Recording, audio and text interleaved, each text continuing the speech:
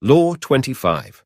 Reinvent yourself. For me, going to prison and coming out, like I had to reinvent myself. How did I do that? In my case, I went to prison as this infamous con man, and my fear was I'm going to get out of prison and that's all I'm ever going to be.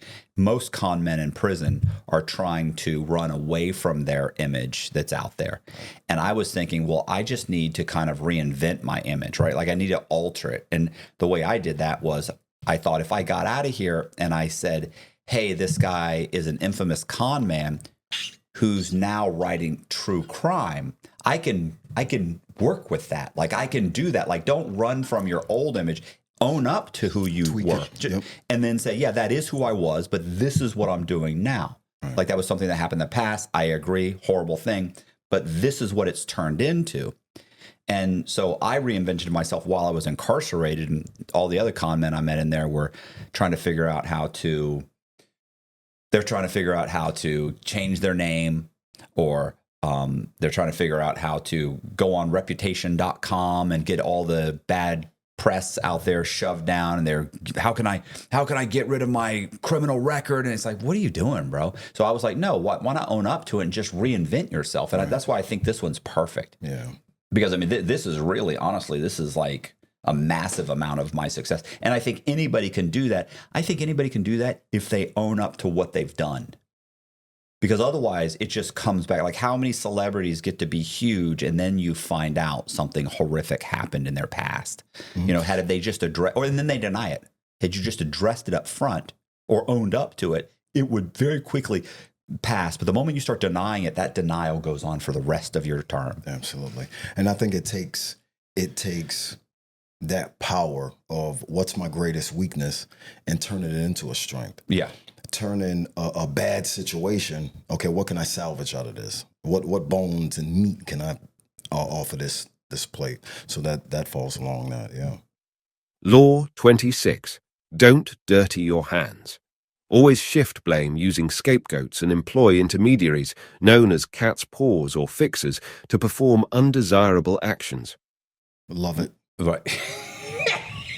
Okay, why? Love it. Because it's like a football team, basketball team. So you have a crappy, the head coach doesn't get fired. We start firing offensive coordinators and you're placing blame, but that's the position of power. Right. Like us as the little guy, damn, that's, messed up. We know the truth. Like you're a bad head coach.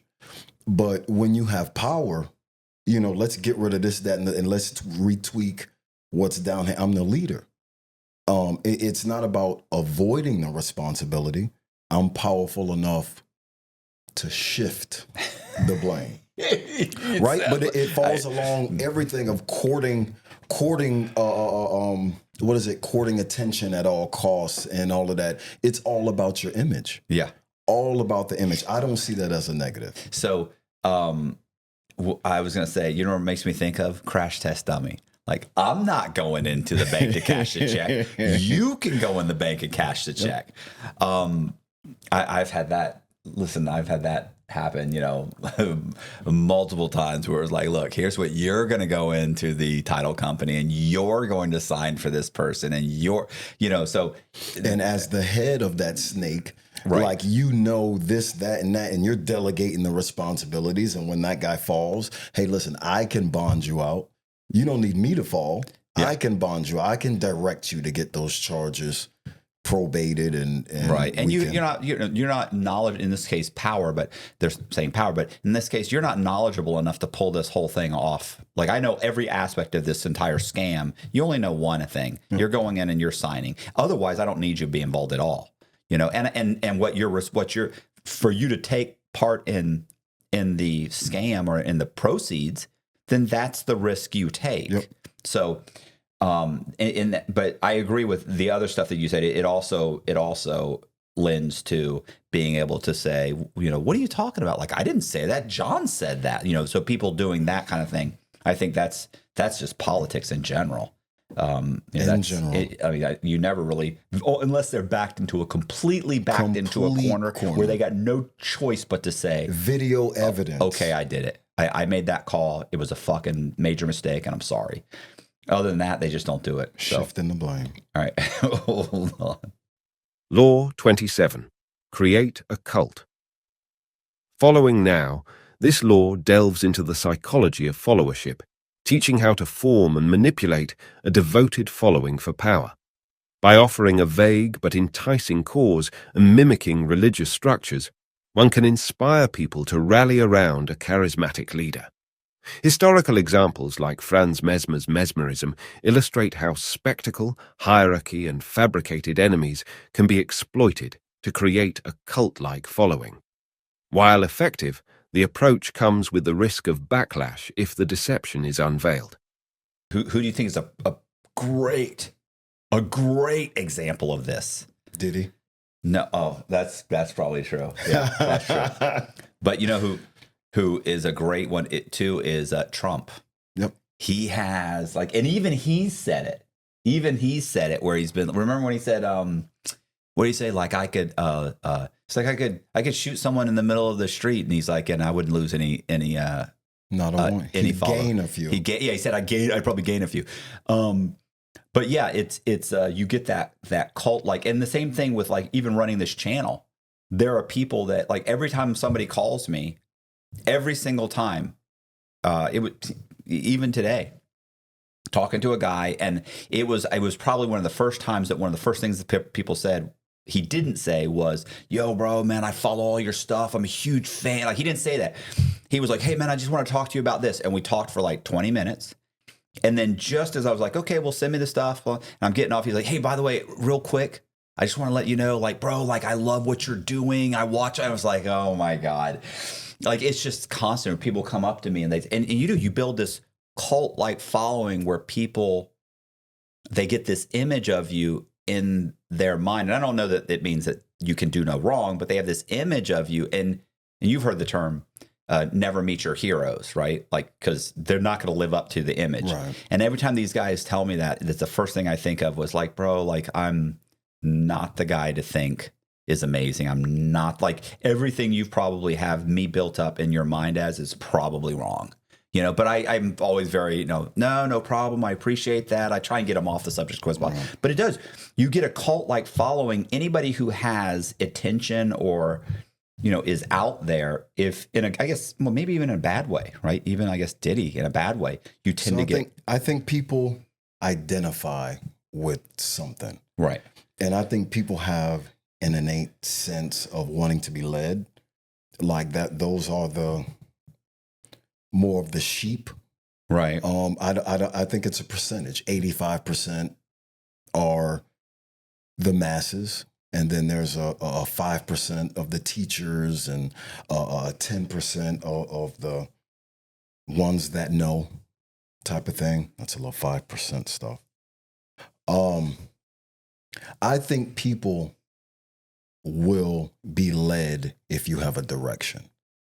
And I think that's why you get those evangelists and stuff like that. If you have a message and you have some charisma behind it, we're going to hop on that boat and ride that ship. Well, I think people want to be a part of a movement or a following too. And that's what always kills me when I talk to people and they're like, bro, what you're doing is so inspiring. And I'm always like, what am I doing that's inspiring? Bro, I'm doing YouTube videos. I'm trying to make a living at YouTube. I'm not trying to inspire you. I guess, a lot of them. And when I ask people that, they're always like, no, bro, the fact that you got out of prison with nothing and are building something which is 98% of the fantasy of these guys that have been through it and coming out and trying to get it in. What if I could just talk about my crazy life that I've, you know what I mean? And you're doing it and you were, so people identify with that. When you know what's funny about that too, just off the subject, is I'm constant, I'll just with Zach, I was constantly trying to get him to do it and everything.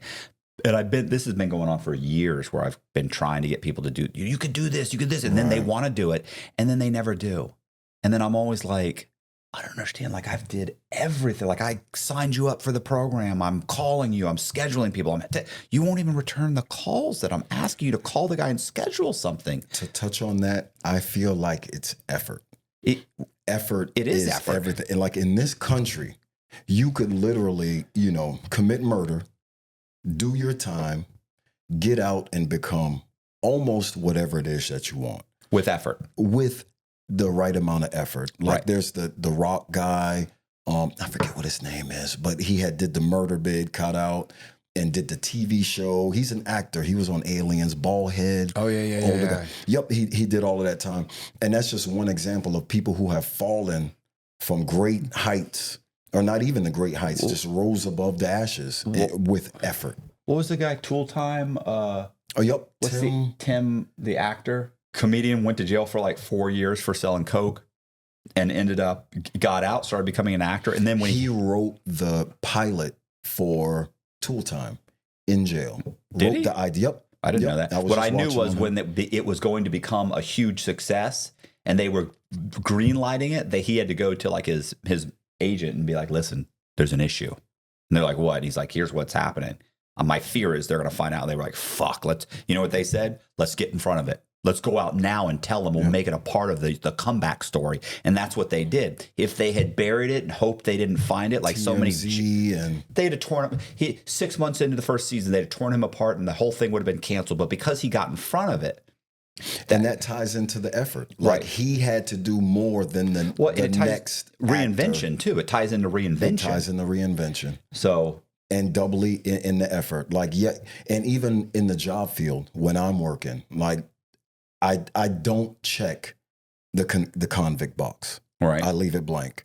If I absolutely do, I don't fill in anything. I will explain at the interview or whatever. So I want to explain and let this be a part of my story. right, Like I did this in the past because I'm intelligent. I thought I could beat the system or whatever it is, but I have to work that much harder. So I don't use that as an excuse. I'm interview locked and loaded. I'm attentive. I know I have to study extra hard and get some background on the company. I have to put that much extra effort in than the next man. You can have whatever you want. You can do whatever you want. It's all in the effort. Law 28. Act boldly. Boldness disguises weaknesses, intimidates opponents, and sweeps others along. Hesitation leads to doubt and obstacles. Many are timid due to a desire for approval, but practicing boldness, as Napoleon did, yields power. Entering everything with boldness. It's creating the spectacle. It's being the alpha in the room. Everything you do is because it portrays confidence. right. And all of this is about gaining that, building the strong man, woman, that alpha, that sigma. So that's what everything I do is with boldness. Yeah, I think I was going to say, I think that when I was running, like a scam, it's funny because it's exactly the same thing when you talked about going to where the FBI had where there was the FBI and you went in to go get your bag and come back out and you stopped and you were like, "Hey, you guys be safe." Like hey, you guys, I got to do that. You walk right up because an innocent person, I'm sorry, a guilty person is not going to show up. They are not going to go up and talk to the FBI. They are not going to ask them to, "Hey man, I got to go grab something real quick inside. I got a bag. It's no big deal. No problem." Then they're certainly not going to stop, have a conversation with them. And they're not going to do the whole, "Hey, you guys be safe out here, bro. Appreciate what you're doing," and then walk away. Same thing when I would walk into a bank. Like I walk in, I'm like, I don't sit there and I need to talk to. I walk in and say, "Hey man, I need to talk to somebody about getting a loan." Like I'm here's what I do. Here's my job. Here's where I work. You need to pull my credit. Confidence, yeah, eye absolutely. contact, controlling the conversation. You need to get this house. I got plenty of money in the bank. I have another bank account plus the money in this bank. Like I'm 100% all in because you really put yourself at a disadvantage, in my opinion. It's like going up to a girl in a bar. Like you go up and you're all, well, I was just wondering, "Hey, how are you doing? I was wondering if," or you just walk right up and say, "Hey, what's up? Can I get you a drink? Do you need anything?" People that are bold or confident are infectious, and people want to be around them, as opposed to someone who you don't feel can One of the crowd. yeah, carry the conversation or is confident in themselves. Like that's not somebody that makes me feel confident anywhere at any time. So people want to be around people that are bold, or in this, or bold in this case, or I use the term confidence, but whatever. Assertive. Law 29. Plan the ending. Green advises always anticipating potential pitfalls, avoiding improvisation, and focusing on your clear, firm goal. Exceptions are few. A flexible plan is essential to adapt to unforeseen developments, but a clear goal and a far-sighted plan are crucial for success. Oh, I hate to give the example, but I'm always thinking just down the road, what's the worst that can happen? So I give an example. I'm going to use a generic example because Jess will know what the specific one is, hey, I was thinking about doing this. And she was like that would be fine and it wouldn't cost anything and blah, blah. And I went, yeah, but wait a minute. Here's what's going to happen. Something goes wrong. They claim it on the insurance. The insurance is on you. You'll be paying the extra insurance for the remainder of the time. We both know that this person is not going to take care of that. They are going to do this. There's going to be an insurance claim. And that's the best case scenario. So what the better bet is to do this, place it in that person's name, have them get their own insurance. And if things go wrong, well, that's on them. You did what you could. I'd rather pay extra to put the liability on that person and their own mistakes than have that liability be placed on me because it's going to affect me for the long term. And I'm a responsible person. So let's do the same thing, but let's arrange it in a way that if something goes wrong, I'm not paying for it for the rest of my life. Right. And so it's the same thing. It's kind of like Jess and I give another example. We were both dating and we both were on probation. Yeah. And so we had, at some point, you have to tell your probation officers, hey, I'm dating a felon. So we've been dating for 4 or 5 months. But at some point when we realized hey, this is official. Well, now at this point, we have to tell them because now if we get caught, we're screwed. Right. So I said, here's what we're going to do. We're going to wait till just before the end of the month, just before we're supposed to fill out our reports, right? Our probation reports. We'll both contact our probation officers and tell them at this exact same time because they're going to want to talk to each other. And she goes, okay. And I said, so we both call them and we call them and they both were like, hey, okay, that's fine. Because we just said, hey, we've been dating about a month. That's why we didn't tell you last month because I hadn't been dating. But I met him on the 2nd. Right. But it's been a month. I like the guy. I want to keep seeing him. So Jess was 100% positive it was going to be okay. And I was concerned about my probation officer. I was like, I don't think she's going to be okay with this. Mm-hmm. And so Jess calls me up. She's like, my probation officer, he was giving me a little bit of a hard time. He's going to contact your probation officer. I don't know. I'm like, okay, same thing. Mine's kind of the same thing. And she's like, oh my God, what if they do say no? What are we going to do? I said, okay, here's what we're going to do. What we're going to do is this. We're going to wait about a month and a half. We'll keep seeing each other, but we'll wait a month and a half. And then you're going to I have a friend his wife's pregnant. We're going to have her do a pregnancy test. It's going to fail, positive, whatever you want to call it. It's going to be a positive pregnancy test, EPT test. You're going to take a picture of it. You're going to send it to your probation officer. You're going to say, listen, I got a positive EPT test. I have to talk to Matt Cox. He's then going to say, okay, because he can't stop you from talking to me at that point. Yeah. We're going to talk. Once I said, then we'll talk. We'll go back to them and say, listen, we're going to obviously keep the baby. We're going to go through the pregnancy. I obviously want the father to be a part of this. I said, at that point, that gives us a few months to date. If things still go good, we'll move in together. Once we move in together, because they can't stop us at this point. Now, she goes, yeah, but what happens in 6 or 8 months when they go, you're not pregnant? What happened with the baby? You just say, look, I don't want to talk about it. Mm-hmm. We're going to try again. Yep. It's too late. We're living together. We're in an apartment on a lease. It's too late. They can't stop. At that point, they say, oh, you got to break up. They can't do it. It's too late. So, she looked at me, she's like, wow, you really thought this through. Of course. I mean, but, I'm good at seeing the long-term advantages and disadvantages and coming up with solutions. Sometimes there's no solution. I'm not saying there always is.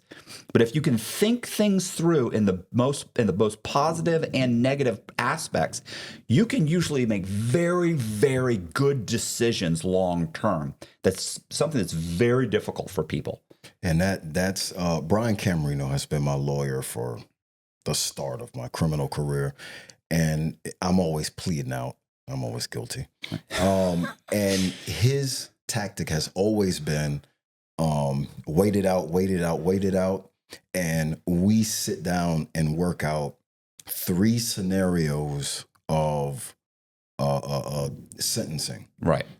Every time I've gotten sentenced, it's something that we've already discussed, and it's usually a long time in advance, and it has to do with like drug programs, probation, minimal sentencing, 2 years type of thing. But like we look at these scenarios because we both know the ins and outs of it. Like Right. I tell him everything, so he knows exactly what's going on with the case and what's defensible. And it's always worked because there's always that choice one, choice two, choice three. Right. As opposed to just walking in there cold turkey saying, Man, I need probation. I got to get back home to my baby mama and my dog. You've heard that one. Okay. All right, let's keep going. Law 30. Make it seem easy. By concealing the labor behind your accomplishments, you inspire admiration and anticipation. Mastery lies in making the difficult look easy, as demonstrated by talented performers and great artists. Avoid revealing the hard work and effort, as it diminishes the magic and generates contempt. Yeah, I love that. And of course, I would do that all the time. It's not a big deal. It's nothing. People are like, oh man, I read this book. It's amazing. Oh, that. That's just, to me, it's not that. Never let them see you sweat. Right. Exactly.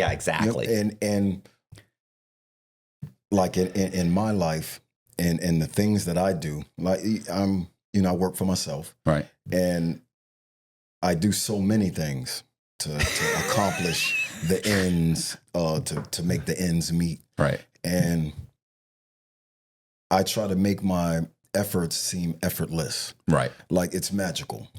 My friends or whatever just come around and things are just paid. Things just happen. Ducatis just pull up and Jaguars and stuff. And so I don't like to put all these stressors. Dang, I only got 500 on and you look human. But if everything is just running with oil and grease and you've got the faith, it makes you seem, again, there's the confidence, there's your brand. Your brand is effortless. Your brand is strong and going. I've got $37 in my account, right. But I look fantastic. I was thinking we'll have like a check show up for like a couple grand. I'm like, what is this for? I don't even remember this. What is it? And then we're like, what did I? Oh, that's right. This is for that thing. Oh yeah. Like you've been waiting for that check. Half of that's already spent. Did you check the mail? Usually around 10 o'clock. Is it possible that she might come twice today? Law 31. Set up a phony choice. With this law, green outlines creating a seemingly meaningful choice, while subtly controlling the options to benefit your agenda. By limiting options, you give the illusion of choice without overwhelming individuals. Like I can see that, or limiting the choices. So that's the skillful art of negotiation. Right. Like, I need you to move the car. You don't want to move the car. Right. So I listen, and I understand you don't want to move the car. And I sympathize with you. Let's come up with this. And the 3 options I give you, 1, I'm giving you options. Right. So that helps with the negotiation. 2, the other 2 options, knowing you, I know you don't want to move the car 4 times as a deal that we make, or so I give you these other 2 options, and the third option is moving the car. Out of the 3 options, or not most moving favorable is moving the car. Right. Not moving the car and having it get towed, and then you can't drive the car. So I mean, you could do that, or you could, what I'm saying? You give them these options. The only real option is for you to just grab the fucking keys, go over there, and move the car. And the false options would be, man, they tow out here. You can keep it there, giving them the option. Keep it there, they tow. Right. So you're rich, so you don't mind the tow. Yeah. It's about 2 hours up, but if we call ahead, they're usually pretty good about. Right. I was gonna say, I was gonna say, I mean, that's perfect. Where you say, look, that's fine. We can do that. Here's the issues with that. Give them the issues with their choice, and then give them the pluses with the choice you want them to make. And then it's how you give the issues. Right. Like you're conceding. I understand where you're coming from. Right. And then you give them choices. So in any argument, I feel like once you start, I feel where you're coming from. Right. Or you do have a point. So once I open that up, then I give you these options, but the options are all leading to the one. Well, I was gonna say I always have this. I always get this. I always get these guys that contact me, and they're like, "Yo, bro, like if you did this, you get 1 million. You'll get 1 million views." And you're like, "Really?" Now I'm thinking to myself, like, I've been doing this for 4 years, and I know that I don't know anybody that can guarantee 1 million views. Right. So you're telling me you're sure? Absolutely, bro. If you would just go and and you'll go, if you go and you do this and you do this, you're going to make this much money. You're telling me I'm going to make $50,000 if I do that? Absolutely, bro. You guarantee? Are you sure? Man, I guarantee it. Really? You know what we ought to do then? How about we do this? You go ahead and give me. I'll do it right now for 10 grand. Give me 10 grand. I'll go do it, and you can keep the other 40. And then when it's paid off, I'm going to pay you that immediately. I'll have that money direct deposited right into your account, or we can go ahead and set it up so it goes straight to your account. How about that? How about that? Oh, well, I don't know, but I'll do it. I mean, you said, you know what I'm saying? So it's like, okay, you were 100% it's not sure. so guaranteed now. Right. The numbers change now. Okay. Okay.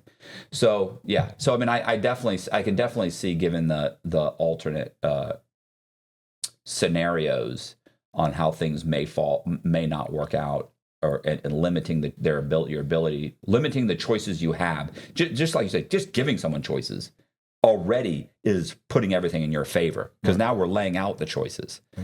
You got to pick one. Okay.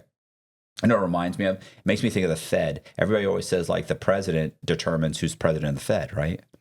Or who's the chairman of the Fed, right? But the truth is, the Fed goes to the president and says, listen, here's 10 choices that we've cleared. So you're the Fed. You're okay with these 10 choices. You just said all these guys we're good with. Pick one.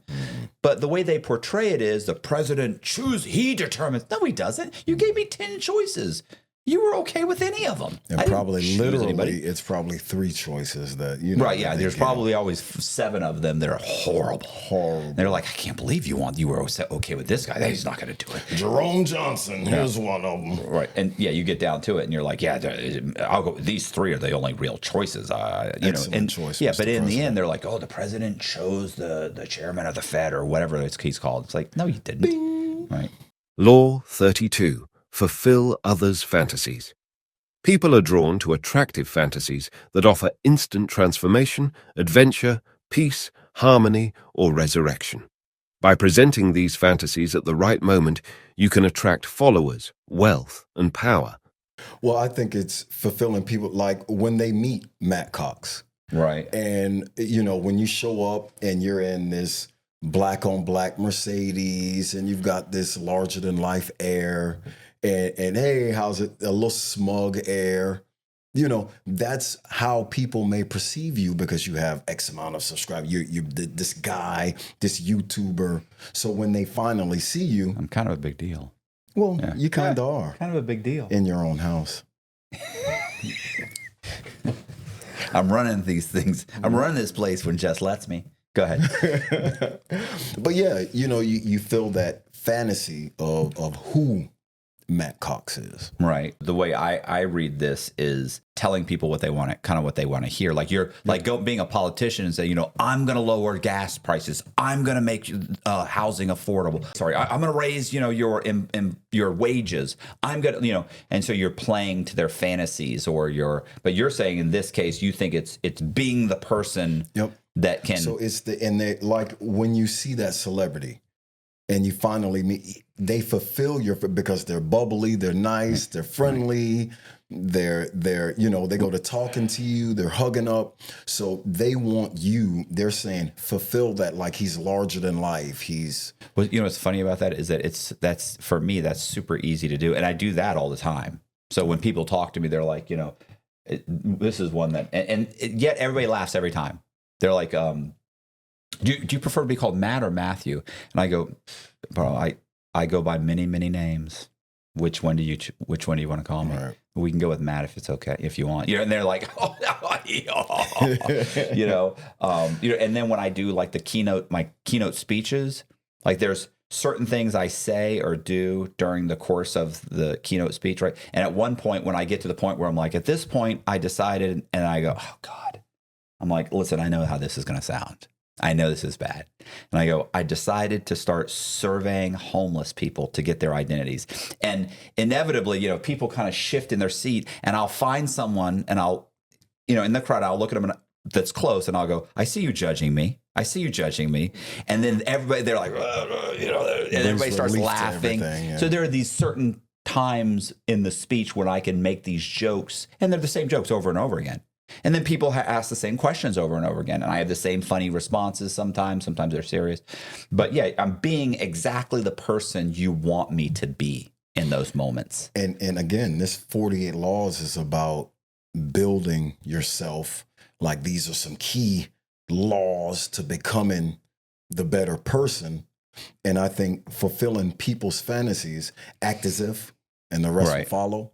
So if, once you're building this brand and you've got this persona, it's important to fulfill those fantasies, because acting will soon make it become a part of you. I think this is another law, but it reminds me of, it's acting like you're 100% positive of the outcome. And that gives people like a false confidence. You ever done that? Like, no, but bro, I'm telling you, you walk in the bank, I've got your fake ID. You walk in the bank, you give it to them. They're going to run the check. The ID is correct. They have the number. It's a good idea. They're going to cash the check. Exactly. Absolutely. Exactly. And you're like, bro, I've done it 10 times. You don't want to. I'll go in and do it myself. I'm trying to get you some money. You came to me to ask me for money. If you don't want the money, I'll do it myself. I have a fake ID. No. I'll do it. Are you sure? Bro, are you serious? Right. Of course, I know. I've done it 1,000 times. Okay. 1,000 times. They walk in, boom. As they're sitting there, you see 2 cop cars pull up. You go, I got to get out of here. I don't know what he got himself into. I guess that didn't work.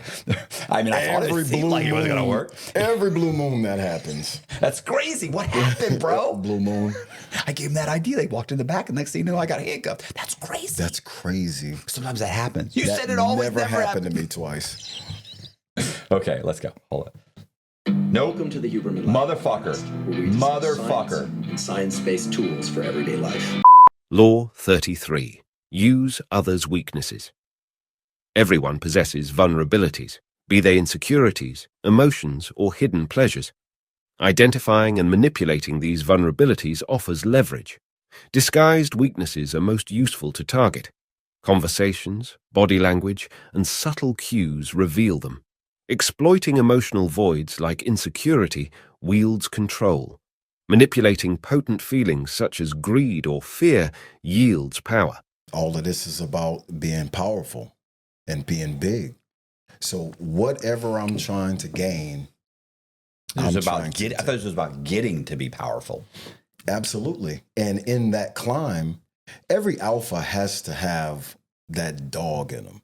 Like, you don't have to literally step on others. You have to have the propensity to step on the next person in your way to gain that goal.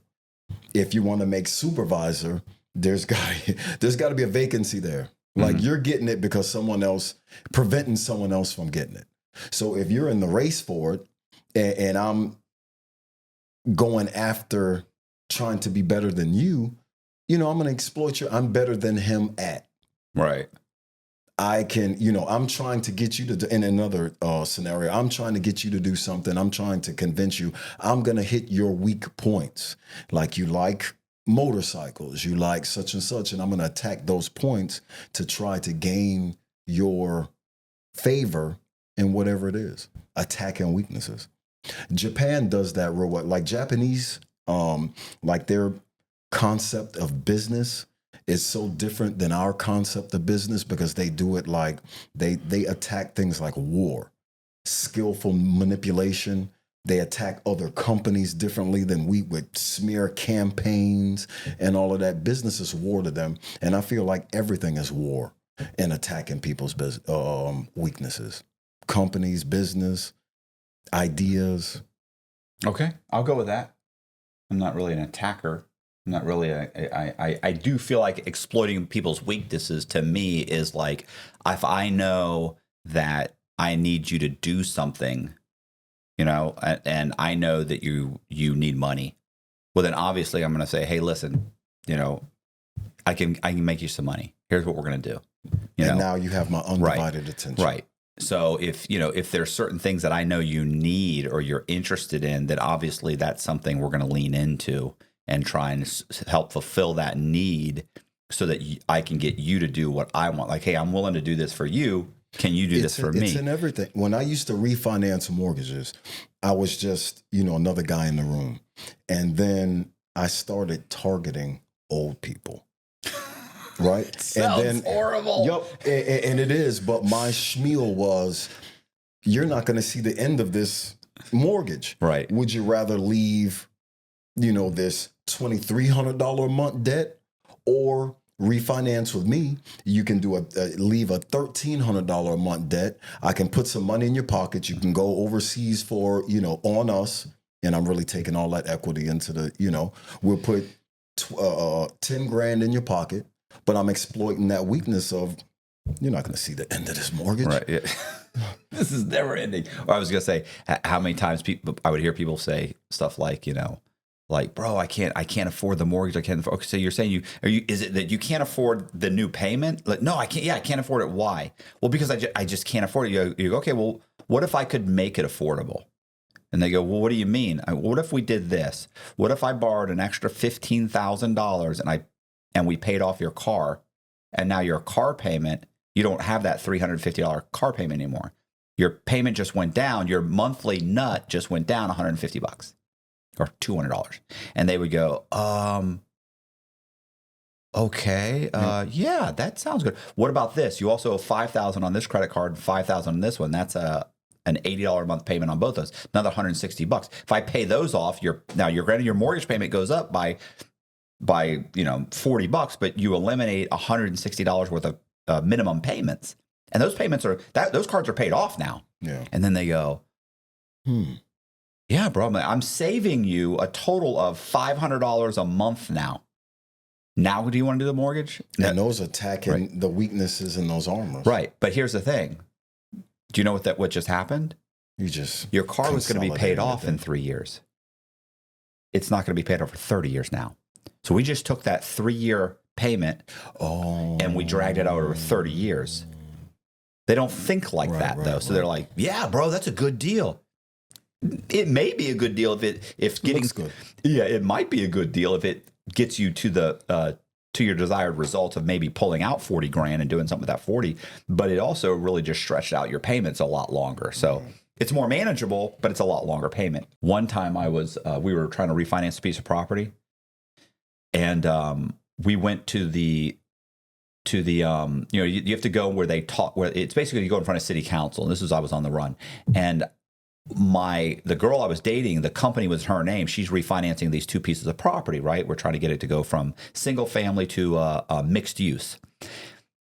White chick. She goes in front. Well, we're in a black community. Listen, we're walking in the room. There's 80 people there. They're all black. They tear her apart. So the next time we went, we did 2 things. One, we have to put a sign on the name of when the next meeting is. We put the wrong date. And people still showed up because some people knew about the meeting for other reasons. But the people that were going to go and complain about us rezoning, those people aren't necessarily showing up. Second thing we did was we had our general contractor get up and talk for the company. He was a black guy. He had dimples. He was very good looking. He got up. Nobody had a problem. His name was Tracy. Nobody, suddenly all these women, there weren't 20 women there to talk about it, not wanting it. There were like 3 people, and they all seemed perfectly okay with him. So, because one of the things they said when my white girlfriend was standing there was you white people are coming in this neighborhood running up all of our taxes. Yeah, you can't identify. And it was like, okay. So the weakness is you don't want white people here. You don't want your taxes running. Let's get Tracy up there. Tracy got up there and didn't have any problems with Tracy. He smiled at him. He was a charmer, bro. But it's not the message, it's how you deliver it. Yeah. 34. Act like royalty. Act regally to command respect and power. Exude self-assuredness as if destined for greatness, akin to a king's aura. Such confidence influences others, enabling requests to be granted. Distinguish yourself, adhering to regal norms and dignified behavior. Listen, the way I behave every time I talk to somebody and I meet somebody, they have no idea I've been in prison. They have no idea I do anything wrong. They have no idea. Me too. So it's just the way I speak and behavior. It's confidence. Royalty is that confidence. Like just the way I walk, I chest high, chin up, and it does, irregardless of what's going on in life and whatever. Like I wake up, dress appropriately, like getting in that mood, and just your aura brings about better things in life, better circumstance. Don't be a complainer. It's funny. The whole time I was in prison, very concerned. In prison, in the halfway house, very concerned about what I was going to do in life. Man, even if I did complain, everybody was like, "Yeah, bro, you're going to make money. You're going to be good. You're going to be." It's like, I don't know. If I don't know that, how do you know that? And they're like, "A guy like you're going to make a bunch of money." Mm-hmm. How do you figure that? Like, I'm not putting on a false bravado. I'm sitting there going, "Bro, I don't know what I'm going to do." And they're like, "Bro, you're going to be fucking rolling in it." And it's like, I'm thinking, this guy, you're nuts. But it didn't matter. It was the way I held myself. They just assumed I was going to get out there and kick ass. And you can see it in people. Like you can see some people are just driven different, built different. But you also know that a lot of times that it is false bravado. I'm extremely insecure. Jesus, I'm extremely insecure. You know what I'm saying? I'm laying in bed at night, like in having cold sweats, thinking, what's going to happen to me? What am I going to be able to do? How am I going to make a living? And yet, because of that, you get up every morning, you're pushing this, you're emailing that. When you're not doing that, even back reflecting in those days. I'm conniving. I'm thinking about long term. What about this? What if I do this? Like I'm going through all the various scenarios but yet when people talk to me, I'm like, oh, well, I'll do this. What if this? Well, I can do this. What about that? I can do that. So I seem like, wow, he's got it all laid out. But the truth is, I don't know if any of this is going to work. I'm terrified. I've toiled over these same things trying to get this plausible. I understand. Yeah, I feel like a lot of it's fake. Like a lot of it, I walk in and shake hands and do this, and we're going to do this, and let's do this. And I feel like a lot of it's fake. I mean, the only person that ever hears those insecurities, and very seldomly do I let that concern leak out. Law 35. Get the timing right, understand power's rhythm. Ally with rising forces, anticipate reactions, and shift allegiances. Stay patient, seizing moments. Long view offers strategic insight, letting rivals stumble before you act. A systematic, flexible, and less emotional approach prevails. Force your adversary's hand, slow them down, or hurry them up to disrupt their timing. Lastly, act swiftly and decisively to conclude when the timing's right. It's funny, too, because it's 1 minute it says act quickly, and the other one sometimes it says, like, wait. I think life is like that. And it depends on the scenario. A successful life is. Yep. So I'm big on body language and conveying the right image and all of that. And sometimes when you're speaking and you're doing this, sometimes it's very offensive. Mm-hmm. But in certain key scenarios where you're speaking, that conveys a little more power and all that. So I think when it shows different sides of stuff, it's very applicable to certain things, and the other side is very applicable to other things, and they can be totally opposite in views. Law 36. Ignore small problems. Ignoring minor problems showcases power and superiority. Responding may worsen matters, attract undue attention, or elevate minor foes. Withholding attention frustrates attention seekers, sustaining your control. Dedicating energy to trivial matters invites pettiness and can elevate opponents. Avoid provoking sympathy or magnifying errors by leaving them be. When desired outcomes remain elusive, they appear uninterested. Yeah, don't sweat the small stuff. Yeah, I feel like it's the same thing, right? People will be so tied into these trivial, man, my baby mama is such and such and such. Man, such and such and such. And none of that, if you cash it all in, you can get a nickel, half a Snicker. Right. All that complaining, it's not doing it. Yeah, put all that in a box, and we'll deal with that on the weekend. Yeah, I could see exactly that. To me, it's like people that are concerned about what other people are thinking about them. Or let's say you were going to pick up your kid, and you go to pick up your kid, and the whole time you're, like you said, the baby mama is sitting there screaming and hollering, oh, you this and you that, and you need to do this. I don't know what you're thinking. And to have an argument with her is completely irrelevant. It could just be like, you're right. I messed up there. You're right. I'm doing my best. I'm sorry. I screwed up. I'm a fuck up. You ready, Junior? Let's go. Get in the car, put him in the car. Right. Get in the car. Boom. All right. I'll have him back by 8. See you around, and leave. Because arguing with her is irrelevant. It's walking by some guy in the mall and having him bumping into somebody and having him say, oh, you bumped into me. What you got a problem? You know what? That's my fault. My bad. Even if he bumped into you, it's my fault. Absolutely my fault. There is no reason to have an argument, a dispute over something so trivial. It's very minor. I'm on a mission to go here and get this. I'm not going to get into an argument and a fist fight in the middle of the mall because some jerk off bumped into me. It means nothing in the grand scheme of things. In the grand scheme of things, it's a blip. So it's better just avoid it. Keep going. Like what I read it somewhere, probably one of these programs, but it was like, if the situation 24 hours later, if that situation isn't big, then it really isn't anything. Right. And I'm horribly describing it, but it's that principle. Like, there are so many small things that we got going on. If we wrote down all of that stuff, is this going to be anything in 24 hours? Is it going to be anything? If we write down all of this stuff that we got going on, and there's 12 things, and like you look at the list, there's really only 2 pressing issues there. Right. That's going to prevent you from prospering. Yeah. It's like, I'm trying to make $1 million here. And you're telling me that some guy cut me off in traffic, I'm going to follow him home and get into an argument with him? Yep. What am I going to do? I'm going to scream at him in front of his kids? I'm trying to get to this meeting so that I could get $1 million deal. And that took precedence. The great thing is that does take precedence over a lot of people's lives, and they never make that meeting. That's why it's so easy, like someone like me or you, to get ahead, because there's so many knuckleheads making bad decisions. Yep. And focusing their energies on things that are irrelevant. Yeah. As in irrelevant to your prosperity, like moving forward. Like, leave that other stuff alone. Let's worry about getting the car paid. Let's worry about that rent. And then let's worry about like getting my bank account situated so whereas when my bills are paid, I have money there. So I'm making money to replace money, not bills, and I have nothing. All right. Like, that's where we should be. We shouldn't be worried about, my homeboy said that, and that's that bullshit, because on Instagram, like, all of that stuff. It's irrelevant. Like, you put it in a box, can't get a nickel for it. All right. Law 37. Put on a show visuals and symbols wield greater impact than words alone. Employ compelling images and symbols that resonate emotionally to reinforce power.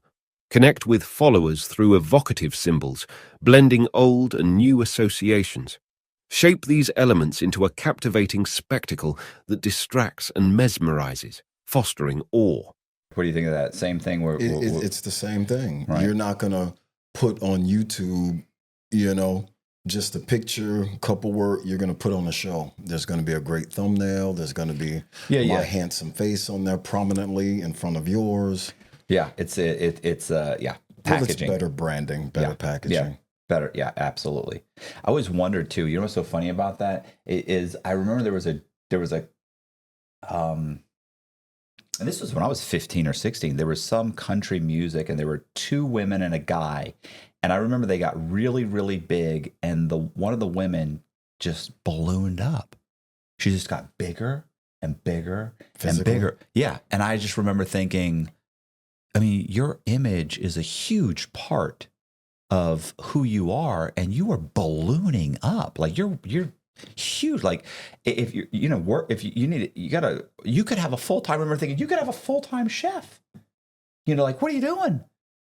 Jess and I bitch at each other if we gain 5 pounds or 10 pounds. We're constantly like, what'd you weigh today? I don't know, man. I got to lose some weight. It's like, I don't have to lose some weight, bro. Just don't touch me right now. Yeah. You're way too big. So I mean, I think image is, it is, unfortunately, it is important. It's to sit and say, oh, it doesn't matter what somebody looks like. Yeah, it does. It matters how they behave, how they act, how they look. I mean, unfortunately, that's the life That's just society. You want to be attractive. Yeah. And that's more than just your mate. Like you want to be attractive employee, as in your skills are attractive. You want, everything, the law of attraction. Oh yeah. If you're a good looking chick who sits there and can't even answer the phone, yeah, I'm not interested. It's got to be the overall package. Well, there's guys that's interested in great looking chicks that can't do anything but post really pretty pictures.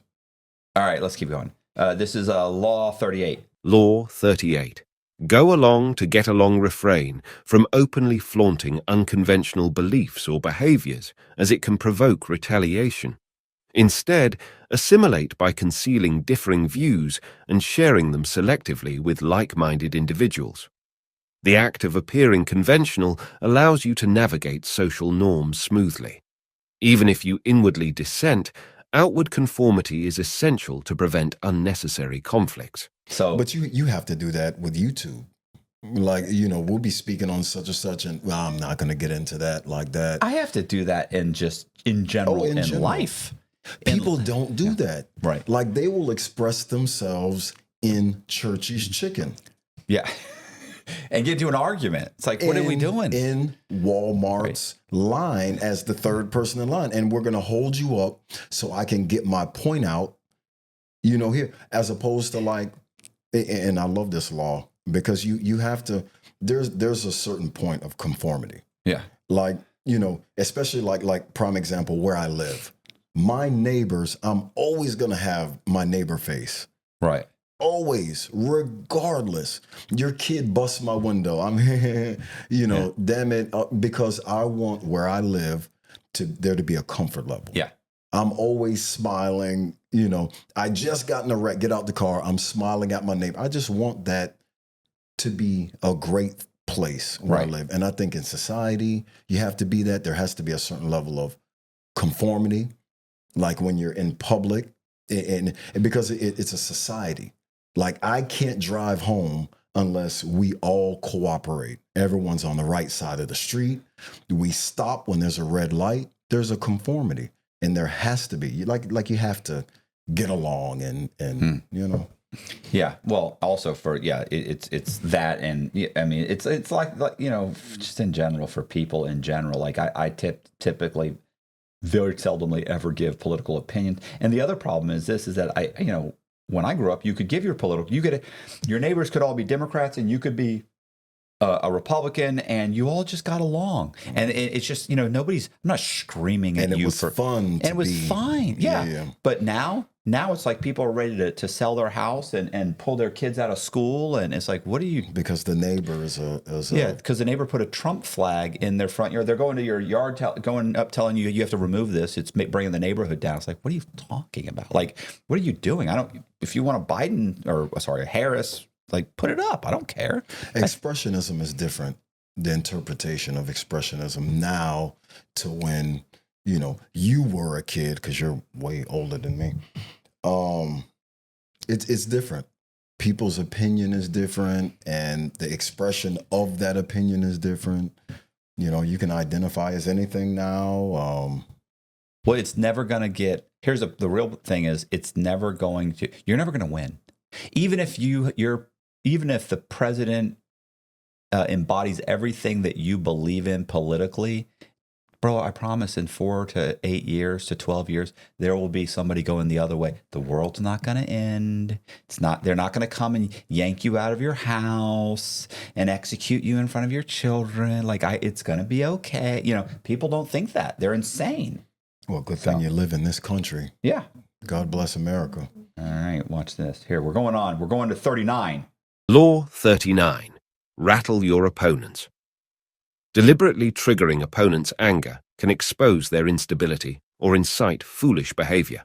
Employ tactics such as targeting pride or vanity to unsettle and exploit their reactions. Remain composed while your opponents falter, showcasing your ascendancy. Remember Napoleon's decline due to losing his temper and how Haile Selassie used provocation strategically to defeat an adversary. Approach with caution and ensure control when provoking others. Well, that's a difficult one because Yeah. if you're rattling, you don't want to stir hostility. But as one of these alphas, you want to rattle. You want to keep things stirred up. Well, I don't really know that where I have enemies. This is talking about your opponents and your enemies, and I'm lucky. You have opponents in everything that you do. I feel like You're not the only true crimes. Yeah, but that's the thing, is that's what I like about YouTube, is that I feel like a lot of these guys help me and help each other out, and the people that don't, I don't think much of. I just don't deal with you. Even if, let's say, there's somebody who I know doesn't specifically like me. What's funny about me is you can completely despise me, and I'll still go to you and say, hey man, that guy that was on your program the other day, his name was Rick so-and-so. You think you can give me his information so I can get him on my program? And I know guys that they don't even respond. They just send the email, or send the guy's email. They don't even say, yeah, sure, no problem. Hey, how you doing? Boom, just send the email. That's it. Or the phone number. Like, they don't even, like, they're disgusted, but they still send the email. It's like, I can have lunch with, I always say, I was joking around, I used to say, I could have lunch with Adolf Hitler and Stalin, and have lunch and be like, so how you guys doing? What's going on with such and such? Hey, what happened what was with that Autobahn thing? Like, when did you start that? Like, I'd have a whole conversation about it, and and be able to eat and have no problem and get up and leave. Like, this is irrelevant to my life, who you guys are and what you've done or whatever. We were in the halfway house with Jess, and I would go and sit at the table with her because she's sitting there. I want to sit at the table with this chick. I like this chick. I need to be around this chick. I need her to like me. I need to be around her. But the other three guys at the table hate my guts. I mean, they despise me. This rat motherfucker, piece of shit, garbage. But I knew, you won't say it to my face. Right. You're not going to say it to my face. I know when I leave. And Jess has a soft spot. And I knew she wouldn't appreciate, because she doesn't talk about people. She didn't like people talking about people. I knew if they talked about me in front of her, it would make them look bad, make me look good. Uh-huh. So I go and I sit down, and I'm super nice and joke, and I ask the guys questions, and I include them in the conversation, even though they're disgusted to be sitting with me. And the moment I got up to leave, they would badmouth me, and she would go, you don't even know this guy. What do you care? What is the problem? You don't know anything about his case. I'm like, that's exactly what I want. Yeah. Because I don't care that they don't hate me. Their opinion is irrelevant. It's irrelevant. Ready? I don't know if that's even has anything to do with with what we were just talking about. Well, Law 40. Use money as a tool. Money is a powerful tool in the pursuit of power. Use it to create alliances, obligations, and reputation. Receiving free gifts implies obligation, a power dynamic you can use. Employ gifting to build an aura of generosity and disarm others while enhancing your influence. Beware of money-related weaknesses, such as greed, obsession with bargains, hardball playing, and excessive generosity. Spain's gold pursuit and the Duchess of Marlborough's mistakes underscore how money can distract from real power building. I have a buddy in prison, and he was big on this. And this sounds bad, but I like the guy. But anyway, I started realizing it right away. Actually, that's not true. I don't think I realized it for a while before I was like, what he would do is to endear himself to you. As soon as you walk in, he offers you something to eat. Or we'd be out on the compound and we'd be talking, and there's guys selling stuff. Keep in mind, they're selling stuff for like a stamp. So this is nothing, right? He's got plenty of money. So he'd go, hey, you want a Pepsi? Hold on. Jimmy, and he'd get you a Pepsi because he knows it costs nothing. But you start to think, wow, he's so generous. Mm-hmm. Like, he's really generous. And I would go, no, bro, I can't pay for that. No. He's, bro, I got it. So he's giving you these gifts. Well, when it comes time for him to ask something from you, you feel overwhelmingly obligated. Yep. And I think that can also be by doing things like that. Now, in a way, I got to a point where I don't know if he's consciously doing it as being manipulative, Oh, absolutely. You say, well, then again, he was there for Because it's like the mafia in old times. We didn't do it for you do that. I'll pay you $200,000. It was a favor for a favor. Right, right. And it's a handshake deal. Like in being from New York and being around Italians, I've never dealt with the mob, but like they didn't deal with the hood. Right. And the blacks, let's just say, because a lot in the old days, because a lot of their ways were handshake deals, right? It was for favors, and I guess it gets away from money but that favor is important. Like, I'm going to do this for you. I'm going to keep doing. Yeah, don't worry about it, Jimmy. Don't worry about such, but I keep on doing it. It's just like the government, like the feds. So the feds don't actually control the state, but there's such an influx of money that comes from the feds, and you're eating, and they're giving you this and that and loaning you. Well, and in some, I mean, there's lots of instances where they'll give you money, but you have to do this. Absolutely. They'll give it. So a lot of times it's specifically like, hey, you can apply for this grant and we'll give you this grant, but part of that money has to do this, and you have to stop doing this in your state. And it's like, well, fuck you, And there was a big thing in the late 80s after they changed the laws. They were saying, look, we're going to give you free money to build prisons. Really? Because our prisons, nobody wants to give money for prisons. You're going to give us free? Yes, but you have to revamp your system to mimic the federal system. Yeah. And so half the states took the money. Florida took the money. And that's why Florida has 85%. Their system almost mimics what the federal system is. Yeah. And then other states were like, nah, fuck you. We're not taking that money. We're not, because first they realized this is going to triple our incarceration. So we're not doing that, because in the end, we have to run these prisons. What the real cost is running the prison, not building it. So there's lots of those types of things where they come in and say, hey, we'll give you money for this, for these sidewalks, but you have to start doing this. And the money justifies the influence. If you're spending, the rent in this huge house of yours is $3,000. And me as your buddy, every month I'm giving you a grand, my opinion is important. Right. And hey man, I think you need to put a big fence around that place. Right. And I'm pushing for it. And my opinion is important because my money is a viable thing.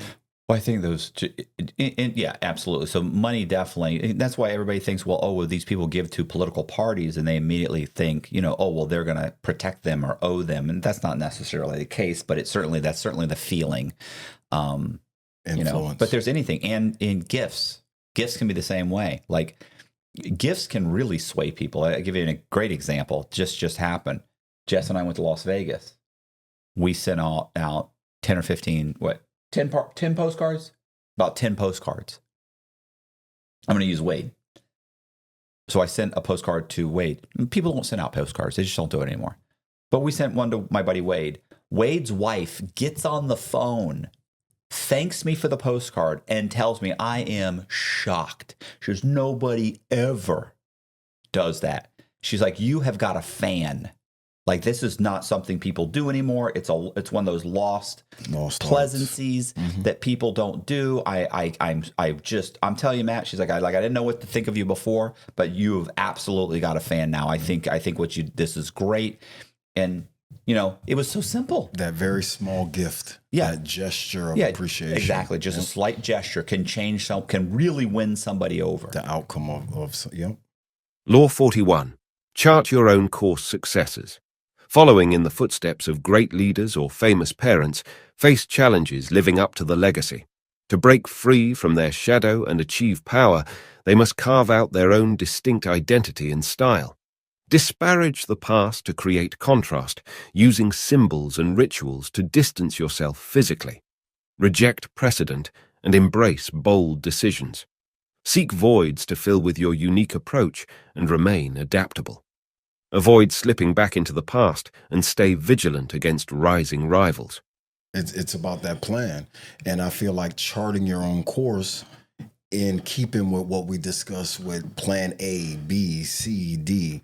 But don't be in that boat with no paddle and you're just going with the flow of life. Chart your own course, blaze your own path. In the book, I know they were talking about like being, if you were like with a political party, right? And they were like, don't stay with the status quo. Or if you were born, and I think this is just kind of, if you were born and your family was extremely wealthy, right? Like Howard Hughes' family had tons of money, right? They were super, but Howard Hughes, what he did was he became a film producer. He wanted to do his own thing. He wanted to like he's not saying, oh, keep your money, but he inherited all this money and they built tools, right? Like I think that's what they had these massive manufacturing plants that built tools, right? So he took that money and he started making films. He wanted to be a Hollywood producer and he had a bunch of successful films.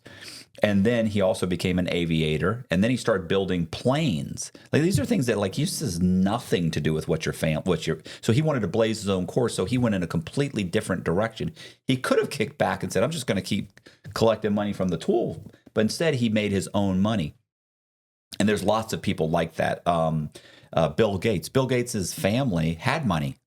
Like they already had money. Right. He could have kicked back, gone into the family business. You know, I think they were in finance. He didn't do that. He said, no, I'm going to go into computers. I'm going to start my own company. I'm going to go into programming. It's like you're going a completely different way. Yeah. And so there's lots of families that do that. They blaze their own course because they don't want to have to kick back and have everybody saying the rest of their lives, well, you're only rich because you were born into it. They want to be able to say, no, I made my own money. Now, I personally think that's kind of bullshit because if you were born into a family that was worth $20 million, like it's not that difficult to be successful. When you can get $1 million loan. You can go to daddy and get some money. So you had a huge leg up. But anyway, you still, because listen, let's face it, most people kick back. They just spend the money. Yeah, they just live on the money. They never do anything. So, you know, it's like winning the lottery, like, you know, and everybody being impressed by you. Like, what's impressive? You picked 5 random numbers. Like, probably a quick pick. Yeah, I'm not impressed. Like, you didn't do anything to earn this other than walk in and pick some numbers. That's not impressive. Law 42. Squelch the troublemaker. Troublemakers in groups can sow discord and jeopardize your power. Identify and isolate them to prevent their influence from spreading. Trouble often starts with charismatic complainers who gain followers. Separate them from their power base using political, psychological, or physical means. Employ distraction and deception to remove them from the group's context. Do you remember in the first movie, The Godfather? Remember The Godfather? So the very first movie, remember his father gets killed. He leaves. He was a little boy. He had to leave Sicily and go to he had to go to America because the guy was trying to kill him. The guy his father had a dispute with the main mobster in Sicily. The mobster, I think, killed him and then wanted to kill his son. So the son is sent off to America. Almost, God, I hope I didn't get that wrong. But at the time, I remember thinking, man, it's just a little boy. Like, what are you doing? But the truth is, remember in the movie, this is in the second movie, I think. In the second movie, this is the second one, they go back. It's a prequel. They go back. And so he gets older and starts ordering oil from the guy's factory and builds a relationship with the man that had killed his father. And at some point goes there to do a business deal to get close with him. And he guts him and kills him. That guy was right. Do you see what I'm saying? Like initially it was like, oh my gosh, you're trying to kill this little kid. This is horrible. But the truth is, he knew he would grow up to be an adult and come back on him. The problem with this law kind of conflicts with the law that says to hire your enemies and make them, you know. So I kind of semi-agree with that in a way. And in this, and I think you have to go with your gut feeling in this, but to me, whenever I've kind of had people that have sown discourse in, let's say, when I owned a mortgage company, those guys, no matter how much I went out on my way to kind of placate to them, in the end, they always just tried to do damage to the organization or even leave and try and take my brokers. Or it was like, what I should have done was just the moment I heard you talking shit, I should have just fired you. You know what I'm saying? Like, that's what I should have done, was fire you or crushed you, and then gone out of my way to make sure you didn't get any loans, to talk shit about you. And, I tend to not do that, but I probably should have done that, because all these guys, they just sow discourse, they just cause trouble, and they never really come back. No matter how nice you or good to them you are, it's very difficult to make them an ally. But I think there's a difference between an antagonist and an enemy. Like, I think your enemy would be the other realtor that's trying to steal your business and that's doing the undermining stuff or just siphoning some of your work, your business to you, whereas opposed to, just somebody that's a hater. Right. With in this one, they're saying they're trying to get people. Well, in the other law that Zach and I went over, they were saying, like, hire that person, like, make that, if you hire them, then they'll work harder for you. I believe that. Okay. I've used that specifically. And okay. And like I said, I think it's a gut thing. You have to figure that out. Like, in this, what you're saying is, like, the moment you could look at it like this. So this person isn't necessarily your enemy, but it's somebody who's talking shit. Right. So maybe in this instance, this is saying, like, you go straight to them and just face them and bring it straight to their attention. This is what I heard. This is what you're talking. This is what you're saying. I don't appreciate it. If you fucking do it again, this is, like, maybe you go straight at them. Of course, they're saying, like, remove them from the situation. I'm not sure how to apply this in just everyday life, because not everybody has 65 employees. It's hard to. Well, in your circle, I think it's talking maybe about your friends. Yeah, some friends talking shit about you. Your friend group, your circle of life. That you may have a circle of, some toxic family members and this girl and such and such. Whatever your circle of life is, there's that one person that isn't that beacon of light or is that dark patch in your circle.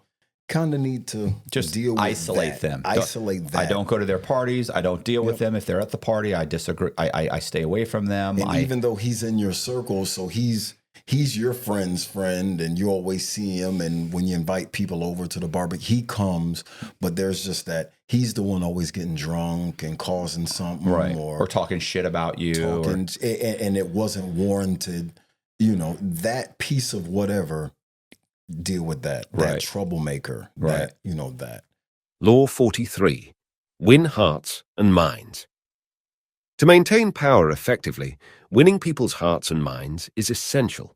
Force may work short-term, but voluntary compliance is more sustainable. Understand individuals' psychology and emotions, targeting strong feelings like hate, envy, and love. Stir emotions by acting unexpectedly or addressing fears and despair. Effective strategies include symbolic gestures, appealing to self-interest, and building broad support. I get that. Like, if I'm the boss and, it's bonus time or whatever, instead of giving out, $50 checks or something, there may be like a party. And in that party, we've got, the good stuff. And, for the women, we've got teddy bears and stuff. So they can really enjoy that time and the camaraderie and, shift different. Because if I'm going to reward, I might as well reward with something that resonates with the employees. Or maybe it's also, a little bit of schmoozing. Like, if you remember. Oh, absolutely. Yeah, something like when you know that this guy likes football, that this guy has some problems with his kids, so you just kind of went over their hearts and minds, like, bro, how's your son doing, bro? Like, whatever happened with that, such and such? I've been wondering about that. Start to make them think, wow, he's a really nice guy, like he really cares about me, that sort of thing. Addressing people by name. Hey, what's up, Matt? I'm horrible at all that, by the way. That's a big thing. Like, when you remember a name and address someone and speak their name, that resonates personally. Right. It does. Your name is okay. Am I right? I'm bad at it. I'm like, I'll walk away from a conversation and I didn't ask that person one fucking thing about themselves. No one has to know that. But What? in your research of the person, and especially me, like if I'm about to approach someone or I'm dealing with someone and I research and what the heck was this guy's name again? And I make sure to know that. And then when I deal with that person, it's extra personal because I'm addressing them by name. Do you know when I do that? Literally, like there will be times. This is before. She's Jess got her hand over her head. Like literally, the doorbell will ring, or Colby will sometimes be like, "Hey, who is this guy?" I'm like, "Fuck, I don't know, bro. He did something with eBay or I don't know. Hold on," and I'll check. Or sometimes we're sitting there talking. The doorbell rings, and Colby goes, "Who is this guy?" And I'm like, "Shit." I'll look him up, and I'll be like, "In and out of prison, life and crime. That's all I've got." And then I'll walk over, open the door, and be like, "Bro, what's up, man? Criminal history is insane on you. Come on in. Can't wait to talk. Have a seat, man. What's up? How many prison sentences terms have you done?" They'll be like, "Oh, 12. 12. Yeah, okay." That's what I remembered. That's what I remembered. 12. Yeah. So, Law 44. Mirror others' emotions.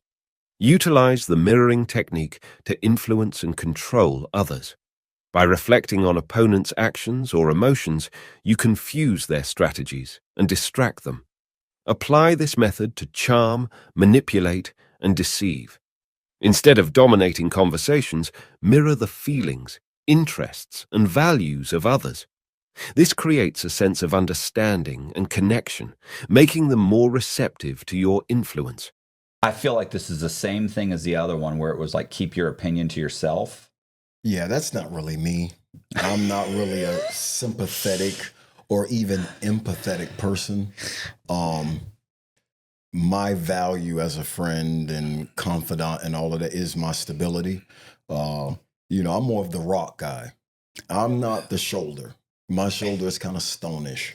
So don't come to me for the sympathy. Come to me for that rock. Well, I think this is more like it's saying, when it's saying mirror, so I think it's like if you're trying to win someone over, if they say, listen, this was a big thing, by the way, on, I forget his name. He's the guy that sold the Eiffel Tower like twice. I like him already. Yeah, Victor, I'm going to say Lusting. I almost said Ludlick. Victor Lusting. And he had like he called it the con man rules or something. He had like 8 of them or 7. Do you know what it is? No. Anyway, he had a bunch of them. And one of them was, it was basically keep your mouth shut was the first rule. Like, don't talk. He said, don't drink. Don't drink, don't do drugs. Keep control of yourself. And he said, and keep your mouth shut. When you're the person you're speaking with, your victim or whoever it was, when they start, if you say, so, oh yeah, what are you doing? If they happen to say, oh, I went to church yesterday, go, oh my God, well, where do you go to church? Oh wow, I go to such and such. And you play into that. I go to church too. I also am Catholic. Mm-hmm. Oh, what Catholic church do you go to? Oh, I go to the Catholic church near us. It's St. Anthony's, whatever, So you play, if whatever he said, like, ply them for their political opinions and agree with everything they say. Wow, it's so hard to find a guy like you. Yeah. So you're building this whole, Us. We share a common view. We're together on this. Now, where the other one, he was saying, like, don't share your opinions and everything. I feel like these are kind of the same thing. It's very similar. Like, don't come up with, don't be opinionated. Like, oh, bro, I disagree. I don't even believe in God. You don't believe in? No, I don't even believe in God. Like, what are you doing, bro? You're talking to a guy who goes to Catholic mass every Sunday. Yeah, and you're gonna have an argument. Really? Right. Like, is this somebody who at some point you're gonna need something from? Are you at a party? Is this a family member? Is this somebody that you should kind of be ingratiating yourself to? Is this somebody that's gonna talk to other people in your circle that wants, like, what are you doing? There's no benefit to this at all to say this. So, and if you're trying to win the person over, then he has all these rules on how to win people over. And he was supposedly amazing at it. That's difficult for a lot of people. I got friends that's coming into mind where, like, they have to be right or they have to convey their image upon whatever the scenario is. Right. Like, I got to be heard. My personality or my whatever has to be dominant in this. So that's why they become like argumentative and combative and stuff like I'm that. constantly, there are times when, I don't typically do the whole, because typically I don't need you to agree with me, and so I'm not typically, like in this phase of my life, like I'm not trying to get people to agree. But what I do is I water down my opinion because I'm not trying to create enemies. And what I'll do is, sometimes if you have just a completely different opinion of me, and I don't want the viewers to think that I'm okay with that opinion, I'll sit there and I'll be like, right. Okay, well, I kind of disagree with some of what you said, but anyway, let's move on. Like, I'll throw it out there, but I'm not going to get into a debate about it. I disagree that we should have 4 wives and 16 children, and that is going to make society better. Sorry, bro, I disagree with that. But I hear you. I get it. That's your take. I understand. Let's move on. So I don't want to get into a huge argument about it. So I'll just say, oh, okay. And that's a very good way to disagree with someone. Right, because otherwise I lose, you lose 10,000 followers because we had a debate or an argument on film, and you alienate people that way. And the funny thing is that this is America and it's great, and you can believe that. Yep. Good for you. I hope that works out. I find that, like, in my advanced years, like, I've learned that you're not going to change anyone's opinion. Right. It's very hard. And, like, I've stopped trying to sway your opinion. Right. Like, I feel this way about this. And I'm not just because we disagree, that's not like an opportunity for me to try to change your mind because I'm right. And I want you to see the error in your ways. Like, now in my advanced years, like, that's okay. Like, that we share different opinions and you believe 100% how you feel and I feel the way that's okay. Yeah, unfortunately, most people don't feel that way. But anyway, yeah, I hear this. This is definitely a way to win people over. Law 45. Enact changes slowly. While change is necessary, sudden upheaval can incite resistance. People cling to routine and familiarity. Gradual change with nods to tradition and comforting appearances garners acceptance. Publicly revere past values and create new rituals linked to history. So I immediately think of really like Catholicism, or they just said Mao, and then I think of Hitler, and I think of Stalin did this. A lot of people will you get in on one thing. Right? They get into power on one thing, and then what they do is they slowly start enacting these things. And a lot of these things they try and connect to. Religion. Well, it's, in some cases, religion. Like, look, if you take the Catholic religion or the Christian religion, a lot of the stories are actually older stories from all these other religions that are just slowly kind of they're altered slightly. It's altered slightly and then incorporated into Catholicism or whatever the Christian faith. Same thing with a lot of people, like Hitler gets into power saying one thing, and then he slowly shifts. And he would do everything. They did everything like this. They would say, "Hey, we're going to open up these camps for the communists because the communists are trying to take over and they're trying to destroy our country. We're going to open it up for the communists." And then it became political, kind of like terrorism. Then it before you know it, it's Jews. You see what I'm saying? Like, then, come on, bro. There's not that many people. Like, how many camps are we opening? Before you know it, it's political adversaries, anybody who disagrees with us. We're going to put anybody who's got a mental illness, criminals. We're going to put in Jews, gypsies, anybody we think is not contributing to German society. We're going to put in these camps. But it started off as, hey, the Rice, I think it was the Rice, whatever the name of that building was, the Rice Star or whatever. This building got burned down, and it was like a Jewish communist that did it. And so that gave them the right to put this new bill in to say, hey, let's build these camps and put all these communists in there because they are going to destroy our country. They said, yeah. And then what do? I got it. We expand it. And that's exactly one of those things. You get in with one thing, you expand it. You slowly. very slowly. He didn't march to power and say, I'm going to take all the wealth from the Jews and burn their houses down and execute them. He never says that politically. Right. It's you do something, you do it very slowly and you Change expand is it. difficult. Yeah, you do for, it if you for anyone. You know what it is? It's have you and I don't know, is it a grasshopper or is it not a grass? I think it's a centipede. I think they say like it's or might be a frog or something. I forget what they call it. But they say basically like if you place a frog into a pan and if you drop a frog into a hot pan, he'll jump out immediately. If you place him in a hot pan and slowly turn up the temperature, he'll just sit there and fry to death, burn to death. So if you can do anything slowly, keep in mind, I always love this.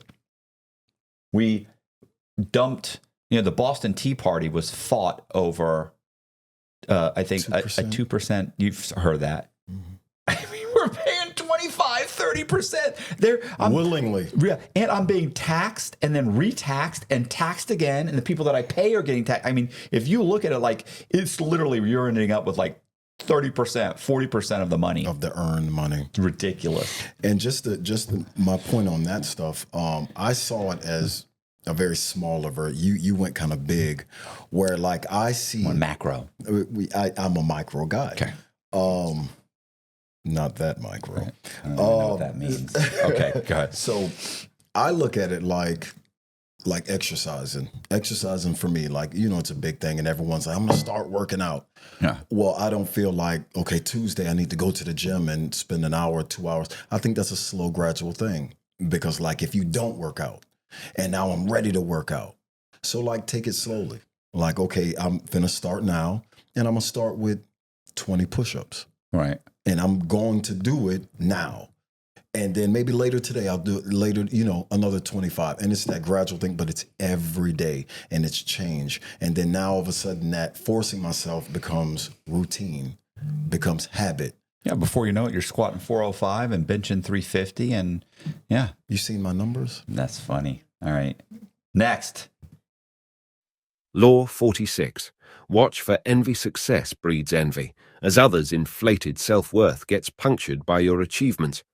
Recognize signs of jealousy, subtle criticism, excessive praise, or quiet undermining, especially from close ones. To diffuse envy, admit flaws, emphasize luck, or downplay talents. Beware of envy's potential harm, forestall it to avoid destructive outcomes. This is if you're cultivating your image. Right. So, and you're trying to deal with the envy that you're generating because you're becoming successful. I'm on the opposite end of that spectrum because I know that there's going to be haters. Yeah. You are not doing anything if you're not generating that hate. Who was it? Napoleon that says a great man is judged on his enemies, the size, of his enemies. So like I relish the horrible comments and or I relish whatever's going on out there because I'm doing enough to garnish that, especially in this day and age where people can see your work and just decide to just comment. And that comment goes unchecked, it's anonymous and, so there's opinions everywhere. So there's going to be envy, there's going to be jealousy, there's going to be hate, there's going to be all of that. So I accept it. I don't try to garnish my look and brand to appease and downplay so I don't garnish a bunch of envy and jealousy because it's going to come because of how I operate. It doesn't matter what you do. People are there's going to be haters. I could be the most passive Christian and there's going to be another Catholic in the church, Christian in the church that's, he's too humble. He's hiding something. So you're going to garnish envy and haters. all of that stuff. Yeah, it's coming. Yeah. I say live in it. Expect it. Live in it. That's more fire. More fuel for that fire. Law 47. Know when to stop. After achieving victory, the impulse to push further can be perilous. Resisting this urge and halting to consolidate gains distinguishes the powerful. Victory introduces risks due to emotional recklessness and the allure of unchecked expansion. Beware of others encouraging overreach. Success involves reason, acknowledging luck's role, and adapting to changing circumstances. This is our problem. What? Knowing when to quit. Knowing when to quit. Yep. How many times when we first start, man, I get 50 grand. Yeah. Oh, 100 that's what else do I need? Yeah. And then you're knee deep with Zach, and now you're churning, 100 grand here. You've got 5 accounts. You don't even know the numbers in the accounts. It's just coming, and it's a stop. And it's not, babe, not after enough. Christmas. Yeah. Because Christmas has got to, I'm gonna make this a good Christmas, and then after my birthday, and then the game. Obviously, I have to fly to Philly to watch the Eagles. I mean, how else am I gonna watch them? So that's I always talk about that people always ask, like, was it greed? And I used to always say, well, I assume I initially I thought it was, out of necessity, not greed. But then I'm like, it was like, if I could just get my bills caught up, then it was, if I could just get 50 grand in the bank, boy, that would be great. Then it's like, if you could just get a couple $100,000, then it becomes $1 million. Then it's 2 million. 2 million, I'd be set. And then after this other house, I'm going to get this other house. And then you just stop. You really just stop. You just start saying, this is just what I do. This is what I do. I'm just so good at this. I'm just going to keep doing it. I'm going to outsmart everybody. Yeah, that's not going to happen. But all right, I hear you. Law 48. Be elusive. To maintain an edge, be fluid, flexible, and unpredictable, shapeless. This thwarts enemies from understanding or countering you, ensuring maneuverability. Shunning rigid systems, adapt based on circumstances. T.E. Lawrence applied formlessness in guerrilla warfare, confounding enemies in World War I. Employed beyond war, formlessness hampers foes by presenting no clear target, control emotions, and embrace unreadability. I'm a formless type of mofo. I think it deals with, like, I in my head, I envision this blob of that jelly, and you've got this bat and you're trying to beat it and break it, or as opposed to like a block and it's hard and it's rigid. Right. So if you have that formlessness, it's harder for your enemies to get the upper hand, get the edge on you. So, and especially like what I do in my life, there's so much movement to, this is working, that's working, let's go here. I'm kind of the master of none, but have all the trades. And so I think, this is important to me. This is kind of how I rock. Yeah, I was going to say, this is, it's two things. One, it makes me think of The Art of War by Sun Tzu, where he was like, if you're a large army, then then you're powerful and you move forward and you gobble up more armies and, that sort of thing. If you're small, then you're agile. You know what I'm saying? Yep. So your strength in a large army is that is your strength. You can bully over things. But if you're a small army, then you're agile and you can move quickly, and so you can attack in multiple places and keep attacking to wear down that larger army. So there's all these different things that, like, you have to play to your strength. You have to be able to shift and pivot depending on the situation. You can't be rigid in your thinking where I refuse to change. Well, if you refuse to change, then you end up becoming, I use this all the time, is you end up being Blockbuster. Stagnant. Yeah. Well, you become Blockbuster, and the guy walks in the room and says, listen, I think we should start using DVDs. And they say, no, we're not going to do that because we make too much money. We make good money on the rewind charges. Mm-hmm. Or you say, and then the next guy comes in and says, listen, I'm thinking we should maybe start putting our stuff online and streaming it. And they say, it's never going to take off. Next thing you know, you're too big. You don't change with the times and you die. By the time you realize it, it's too late. You're paying for all these fucking stores. There's everybody all these little mom and pop startups, like this Netflix character. Yeah, Netflix, they're running it out of a fucking apartment. There's 12 guys running out of an apartment. They're destroying us. And it's too late. By the time you say, okay, let's go that route, and people stop going to your stores, you still got all these leases and you go under. Now Netflix has a... Right. And people in Blockbuster, the term Blockbuster is like a joke. Yeah. But yeah, there are those people that refuse to change or move. It was the same thing when I got out of prison. It's like, look, I'm going to try all of these things, and which one I start seeing has a return, and is working, then that's the one I'm going to focus on. And that's what happened. Like I started a bunch of things, and some things were paying, but they weren't paying much. And other things I could see the potential in the payment coming. And so I said, I'm going to wait. And, the YouTube and the true crime stuff, it was paying more and more. And I realized, hey, I need to stop with the paintings. The paintings, I'm not getting nearly as much of a return on the paintings as I am on YouTube. And YouTube has an endless amount of possibilities. And I could only sell these paintings for so much. You were painting? You didn't know I paint? Mm-mm. I think you told me that, and I automatically assumed it was like painting houses. That's so. Do you see? So did you saw like the Snoop when we walked in? Remember when you came here and you the Snoop painting, and then there's a bunch of paintings behind. I did remember seeing Snoop. Yeah, you painted that. Yeah, I paint all kinds of stuff. Back in that, you're. Yeah, we had paintings over the couch. We had paintings. This is what I did for years when I got out of prison, just to pay my bills, because I didn't have. So if you hit it big, your paintings are going to go. Is that an original mic? Oh my God, that is hilarious. Because we actually had a friend that had one of my paintings, and this guy walked into his house and said, he saw my painting in his house, and he goes, "Is that an original Matt Cox?" And the guy looked at him and he said, "Is there a black market for Matt Cox's?" He goes, "Yeah." He said, "Bro," he said, "I watch his channel. I've seen his painting. He's amazing." And he goes, "Do you want to talk?" He's like, "I know him right now." He called me on the phone right then, and I answered the phone.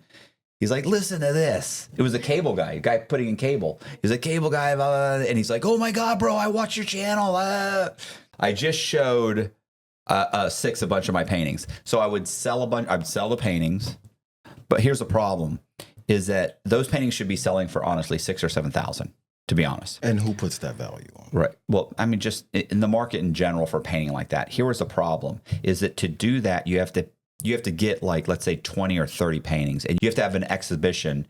And although I had galleries that were reaching out to me saying, "Hey, we'd be willing to do an exhibition." The problem is, well, I don't have, they want a minimum of like 15 paintings or so, right? 15, 20.